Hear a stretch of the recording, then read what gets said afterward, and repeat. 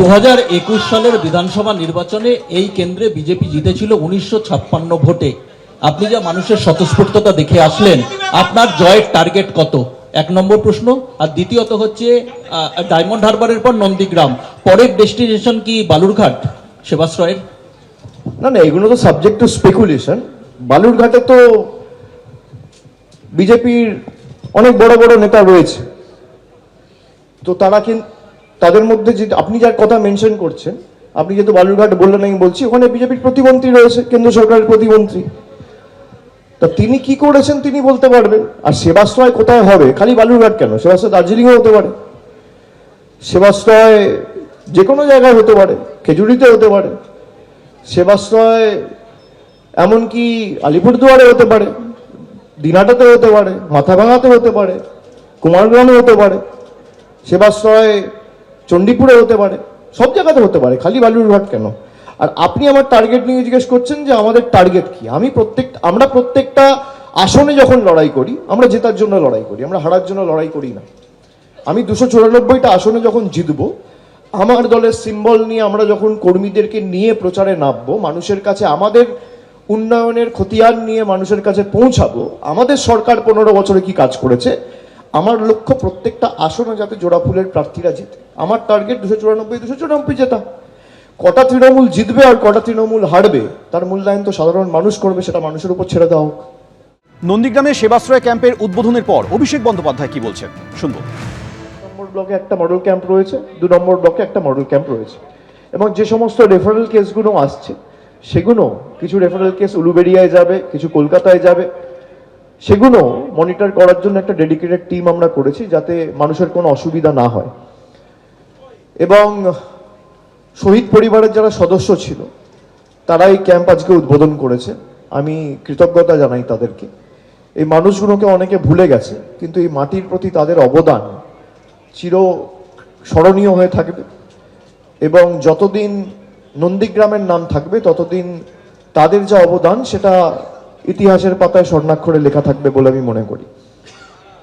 এখানে কিছু লোক আমার সাথে ইন্ডিভিজুয়ালি, বিশেষ করে যাদের অনেক কেসগুলো রয়েছে, যেগুলো অন্য জায়গায় পাঠানোর মতো রেফারেলও কিছু কেস রয়েছে, যেগুলো কিছু কেস ব্যাঙ্গালোরে পাঠাতে হবে, দিল্লিতে পাঠাতে হবে, তামিলনাড়ুতে পাঠাতে হবে, কেরালায় পাঠাতে হবে, আমি সেগুলো আমার লেটার প্যাডে চিঠি করে সেই হাসপাতালের কর্তৃপক্ষের সাথে কথা বলে সেই কেসগুলো রেফার করে তাদের যাওয়া আসা আমার যতটুকু সামর্থ্য রয়েছে, আমি যেমন ডায়মন্ড হারবারেও করেছি, আমি এটা নন্দীগ্রামের ক্ষেত্রেও করছি, কোনো ব্যতিক্রম হবে না।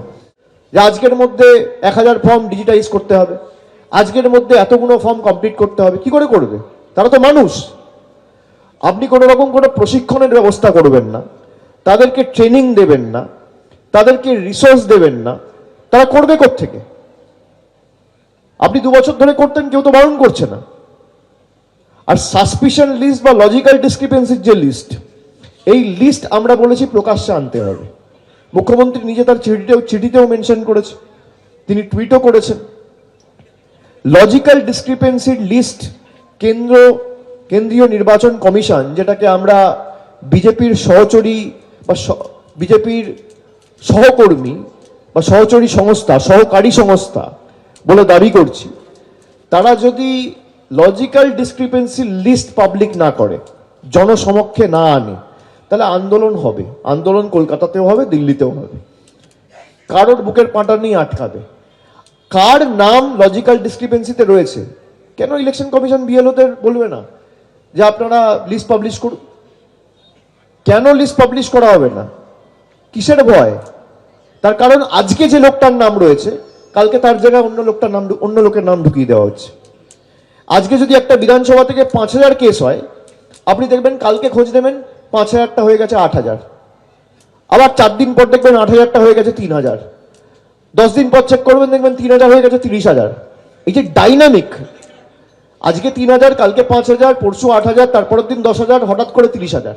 আমি মালদায় গেছি, মালদায় এক একটা বিধানসভা থেকে লজিক্যাল ডিসক্রিপেন্সির নম্বর হচ্ছে 90000, 92000। একটা বিধানসভায় 2 লক্ষ ভোটার থাকে না, আপনি সেখানে 90000 বলছেন লজিক্যাল ডিসক্রিপেন্সি। মানে মানুষকে কিভাবে হয়রান করার পরিকল্পনা বা চক্রান্ত এমনকি বয়স্কদের রেয়াত করছে না, বয়স্কদেরও ছাড়ছে না। 85 বছর বয়স, হুইল চেয়ার নিয়ে আসছে, বলছে নাম কেটে দিলে কোনো সরকারি পরিষেবা পাবেন না, সুবিধা পাবেন না। এই ইস্যু নিয়ে আমরা বিগত দিনেও নির্বাচন কমিশনকে একাধিক প্রশ্ন করেছি, আমরা কোনো সদুত্তর পাইনি। 2021 সালের বিধানসভা নির্বাচনে এই কেন্দ্রে বিজেপি জিতেছিল 1956 ভোটে। আপনি যা মানুষের স্বতঃস্ফূর্ততা দেখে আসলেন, আপনার জয়ের টার্গেট কত? এক নম্বর প্রশ্ন। আর দ্বিতীয়ত হচ্ছে ডায়মন্ড হারবারের পর নন্দীগ্রাম, পরের ডেস্টিনেশন কি বালুরঘাট সেবাশ্রয়ের? না না, এগুলো তো সাবজেক্ট টু স্পেকুলেশন। বালুরঘাটে তো বিজেপির অনেক বড় বড় নেতা রয়েছে, তো তারা কিন্তু তাদের মধ্যে যে আপনি যার কথা মেনশন করছেন, আপনি যেহেতু বালুরঘাট বললেন আমি বলছি, ওখানে বিজেপির প্রতিমন্ত্রী রয়েছে, কেন্দ্র সরকারের প্রতিমন্ত্রী। তা তিনি কি করেছেন তিনি বলতে পারবেন। আর সেবাশ্রয় কোথায় হবে? খালি বালুরঘাট কেন, সেবাশ্রয় দার্জিলিংও হতে পারে, সেবাশ্রয় যে কোনো জায়গায় হতে পারে, খেজুরিতে হতে পারে, সেবাশ্রয় এমনকি আলিপুরদুয়ারে হতে পারে, দিনাটাতে হতে পারে, মাথাভাঙাতে হতে পারে, কুমারগ্রামে হতে পারে, সেবাশ্রয় চণ্ডীপুরে হতে পারে, সব জায়গাতে হতে পারে, খালি বালুরঘাট কেন? আর আপনি আমার টার্গেট নিয়ে জিজ্ঞেস করছেন যে আমাদের টার্গেট কি। আমরা প্রত্যেকটা আসনে যখন লড়াই করি, আমরা জেতার জন্য লড়াই করি, আমরা হারার জন্য লড়াই করি না। আমি 294টা আসনে যখন জিতবো, আমার দলের সিম্বল নিয়ে আমরা যখন কর্মীদেরকে নিয়ে প্রচারে নামবো, মানুষের কাছে আমাদের উন্নয়নের খতিয়ান নিয়ে মানুষের কাছে পৌঁছাবো, আমাদের সরকার 15 বছরে কি কাজ করেছে, আমার লক্ষ্য প্রত্যেকটা আসনে যাতে জোড়া ফুলের প্রার্থীরা জিতে। আমার টার্গেট 294 জেতা। কটা তৃণমূল জিতবে আর কটা তৃণমূল হারবে তার মূল্যায়ন তো সাধারণ মানুষ করবে, সেটা মানুষের উপর ছেড়ে দেওয়া হোক। এবিপি আনন্দ, এগিয়ে থাকে, এগিয়ে রাখে।